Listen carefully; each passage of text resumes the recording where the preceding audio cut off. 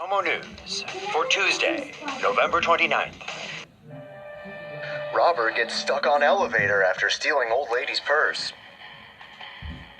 A steak knife-wielding robber is still at large after stealing a 77-year-old woman's purse and then getting trapped in the elevator with his victim. Lorraine Bain came home to her apartment complex in Lauderdale Lakes, Florida, on the night of April 29th. As seen in the security camera footage, the thief cornered Bain in the elevator. He held her up with a knife and told her to shush before nabbing her purse, but when he tried to make his escape, the door closed in his face. He tried to push the button for the door to open, but to no avail, so he just casually rode the elevator to the 4th floor and checked the contents of the purse on the way down. Bain asked nicely for the thief to return her phone, but he kept everything and exited the elevator when the door did finally open, fleeing the scene of the crime. The thief has yet to be apprehended by police, but next time he'll probably take the stairs. You'll never go to sleep again without thinking about a centipede in your ear. What has 100 legs and shouldn't be crawling around in your ear canal? A centipede! 14-year-old Arkansas resident Grant Body pulled this thing out of his ear. That's right, it's a freaking centipede. Grant went to bed the other night with an irritating pain in his ear. All night long, the critter crawled around inside Grant's eardrum, causing abrasions and what must have been, to say the least, a pretty awful night. The next morning, Grant felt something wriggling, so this brave young man reached into his ear, grabbed the centipede by the tail, and slowly pulled the 4-inch multi-legged insect out of his own ear. They threw the still living creature in a plastic bag before stopping by Saline Memorial Hospital, where doctors told him there was a bit of damage, but all in all, his ear was going to be okay. Hear, hear! The Body family speculates the creature might have crawled into Grant's ear while he was swimming, so now you have a reason to be terrified of centipedes and swimming. Damn, that's a big bug. Would you just freak the bleep out? Or can you keep your cool like this Grant dude? Police officer accused of sexual assault, not fired. Police officer in Taiwan accused of sexually assaulting a 27-year-old woman has finally settled out of court, but the officer in question wasn't fired. Taiwo Wei, age 28, was accused of forcing a woman to provide him with oral sex in May of last year. The woman, identified by her last name Zhou, had gone to the police station to report her neighbors for drug possession. Officer Tai went to her apartment under the pretense of investigating her report, but then forced her to perform oral sex.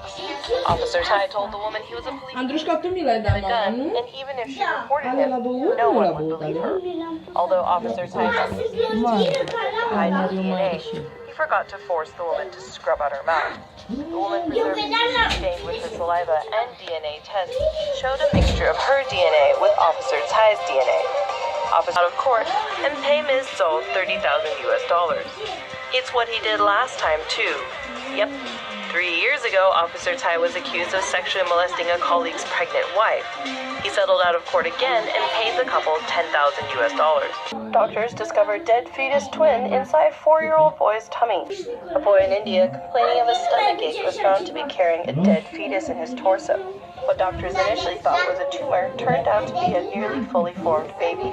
The boy, whose family is from West Bengal, was admitted to hospital after complaining about severe stomach pains. After a long surgery, doctors removed a dead fetus with hands, legs, fingernails, and a partially formed head from the 4-year-old's abdomen. The boy was afflicted with a rare condition called fetus in fetu, literally meaning baby within a baby. During pregnancy with twins, one of the fetuses can end up being absorbed into the other baby via the umbilical cord. The absorbed twin becomes a parasite, and while it usually does not survive outside the womb, it can still pose a major threat to the surviving baby. The boy in India is currently stable but still under observation for possible complications. Hey Golden Corral customers, there's a free buffet by the dumpster. Brandon Huber, who says he's a cook at the Golden Corral in Port Orange, Florida, was disturbed by the restaurant's practice of hiding food by the dumpster when the health inspector visited. So, he recorded this video. Un viciu dat l-ar fi făcut pe un bărbat de 35 de ani să-și ucidă partenera și apoi să-și pună capăt zilei. De asta și părinții săi, care spun că în ultimele zile bărbatul era pur și simplu bântuit de imaginile care i-au apărut în vis. Polițiștii, în schimb, iau în calcul și varianta unei duble crime. South Carolina teen girl goes missing on first day of school. Marley McKenna Spindler, 16, has been missing since the morning of August 20th. And while the teen may have simply run away, a text message to friends saying she was being followed is giving her family and authorities cause for alarm. 16-year-old Marley McKenna Spindler was last seen by friends at 7:30 a.m. on August 20th as she drove away from a Chick-fil-A restaurant near Surfside Beach, South Carolina. Marley was last heard from at 8:42 a.m. when she sent a group message in which she reportedly claimed she was being followed. Her friends thought the text was a joke, but the teenager never arrived for her first day as a junior at Socastee High School.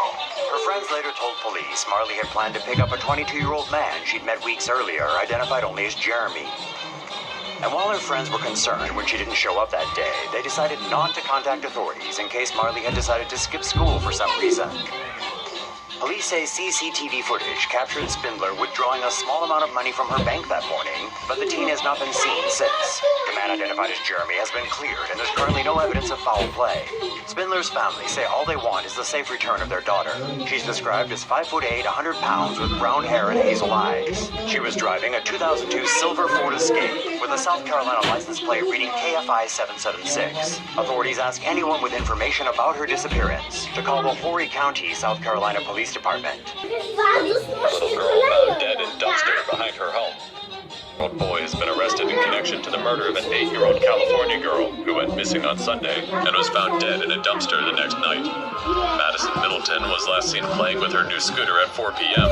around the Tannery Arts Complex in Santa Cruz, where she lived with her mother, Laura.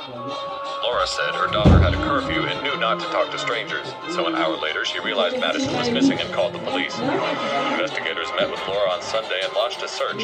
K9 dogs tracked Madison's scent to a hut in Santa Cruz Beach, but the trail went cold.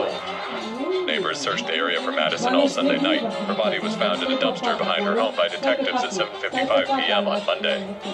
A 15-year-old boy was arrested as a homicide suspect the same night. Santa Cruz police did not share any further information. Missing teen found in National Park.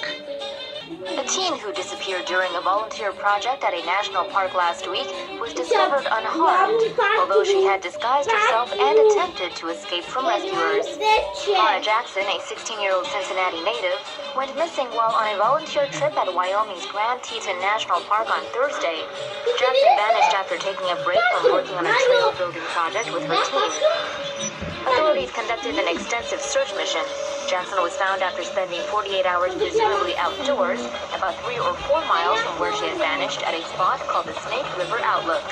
Despite freezing weather one night during her disappearance and thunder and lightning storms, Jackson was found uninjured. She was spotted wearing a green long-sleeve shirt that said Groundwork USA, the organization she volunteered for. The motive behind her actions remains unknown. What do you think prompted her to do this? A nest full of daddy long-legged spiders? Oh, hell no!